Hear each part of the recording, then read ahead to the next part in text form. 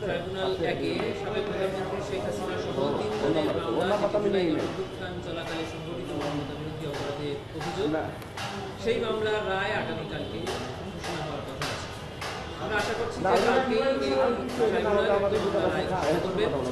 প্রসিকিউশনের পক্ষ থেকে আমরা এই মামলার রায় রিসিভ করার জন্য প্রস্তুত আছি এবং আমরা আগেও বলেছি যে এই মামলায় প্রসিকিউশনের পক্ষ থেকে যে 5টি অভিযোগ আনা হয়েছিল, প্রসিকিউশন 5টি অভিযোগই সন্দেহাতীতভাবে প্রমাণ করতে সক্ষম হয়েছে এবং প্রসিকিউশন সর্বোচ্চ শাস্তি মৃত্যুদণ্ড প্রার্থনা করছে। শুধু তাই নয়, এবং এই আসামিদের সম্পত্তি বাজেয়াপ্ত করে এই মামলায় বা এই ঘটনায় যারা ভিকটিম আছে, শহীদ আছে, আহত পরিবার আছে, তাদের বরাবর হস্তান্তরের প্রার্থনা আমরা জানিয়েছিলাম। ট্রাইব্যুনাল ন্যায় বিচারের স্বার্থে যে আদেশ দিক না কেন প্রসিকিউশন সেটা মেনে নেবে।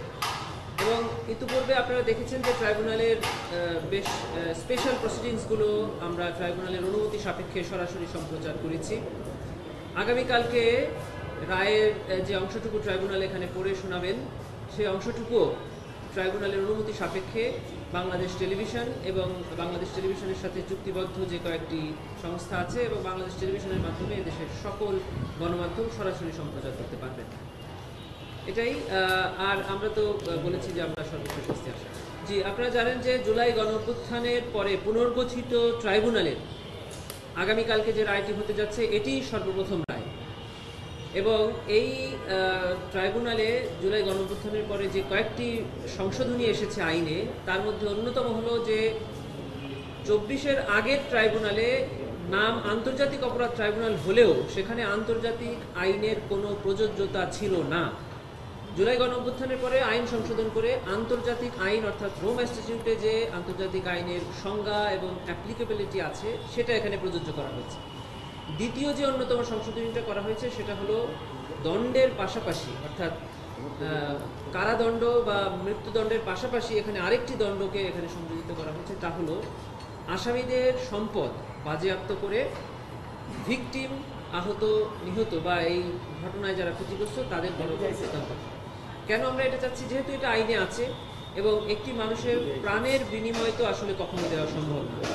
রাষ্ট্র মাঝে মধ্যে ওই প্রাণের বিনিময়ে তাদের পরিবারকে সচ্ছল করার জন্য যে ব্যক্তিটি দুনিয়া থেকে চলে গেলেন, সে পরিবারে যে কন্ট্রিবিউশনটা করতেন তার কিছুটা পূরণ করার জন্য এই সকল বিধান রেখে থাকেন।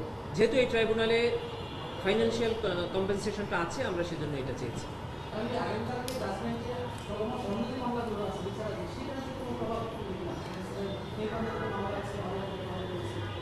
সিমিলার ম্যাটার অর্থাৎ জুলাই গণঅভ্যুত্থান চলাকালে যে কয়েকটি অভিযোগ আমরা এই ট্রাইব্যুনালে এনেছি, এই সেম অভিযোগে যদি এই 3 জন আসামির বিরুদ্ধে বাংলাদেশের অন্য কোনো আদালতে কোনো মামলা চলে থাকে সেগুলো আর চলবে না। কারণ এটা আমাদের কনস্টিটিউশনাল রাইটস, প্রত্যেকটি নাগরিকের উপরে যে একই অভিযোগে কোনো ব্যক্তিকে দুবার শাস্তি বা দুবার বিচার করা যাবে। অর্থাৎ এর বাইরে যদি অন্য কোনো অভিযোগ থেকে থাকে তবে সেটি চলতে পারে, কিন্তু এখানে যে 5টি অভিযোগ এখানে ডিসপোজাল করা হচ্ছে সেই 5টি অভিযোগে অন্য কোথাও কোনো মামলা করাও যাবে না, আর যদি মামলা থাকে সেটা আর চলবে। আমরা কি 5টা অভিযোগ জানতে চাচ্ছি, বলতে চাচ্ছি? জি, খুবই ছোট করে বলছি। 5টা অভিযোগ হলো 14ই জুলাই 2024 সালে গণভবনে অনুষ্ঠিত একটা সংবাদ সম্মেলনে তৎকালীন প্রধানমন্ত্রী শেখ হাসিনা আন্দোলনরত ছাত্র জনতাকে রাজাকার বলে সম্বোধন করে। এটা একটি উস্কানিমূলক বক্তব্য। তারই প্রেক্ষিতে ওই 14 তারিখ রাতে তিনি তৎকালীন ঢাকা বিশ্ববিদ্যালয়ের ভিসি মাকসুদ কামাল সাহেবের সাথে ফোনে কথোপকথনে আন্দোলনকারী ছাত্রদের উপরে নির্যাতন এবং নিপীড়নের আদেশ এবং নির্দেশ এবং উস্কানি প্রদান করেন। তারই ফলশ্রুতিতে আবু সাইদ সহ 16 তারিখে 6 জন ছাত্র জনতা নিহত হন। এটি একটি অভিযোগ।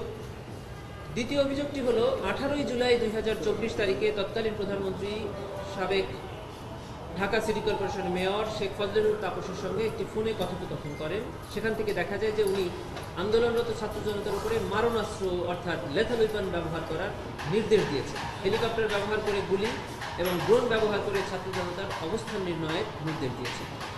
এর মাধ্যমে সারা দেশব্যাপী লেথাল ওয়েপন ব্যবহার করে 1400 ছাত্র জনতা নিহত হয়েছেন, হাজার হাজার ছাত্র জনতা আহত হয়েছে।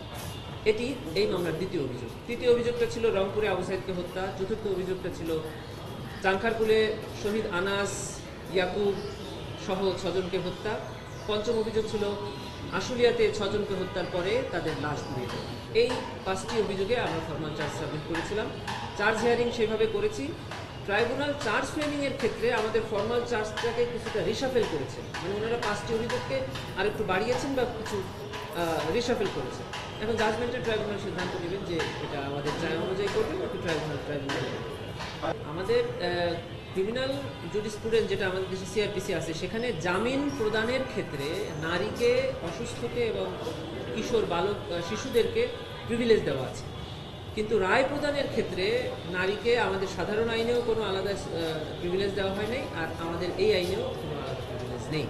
অর্থাৎ রায় প্রদানের ক্ষেত্রে আসামি নারী হোক পুরুষ হোক, তিনি তার অবস্থানে থেকে কি অপরাধ করেছেন সেই অপরাধের গ্রাভিটি বিবেচনা করে শাস্তি প্রদান করা হবে বা মামলা প্রমাণ না হলে খালাস প্রদান করা হবে।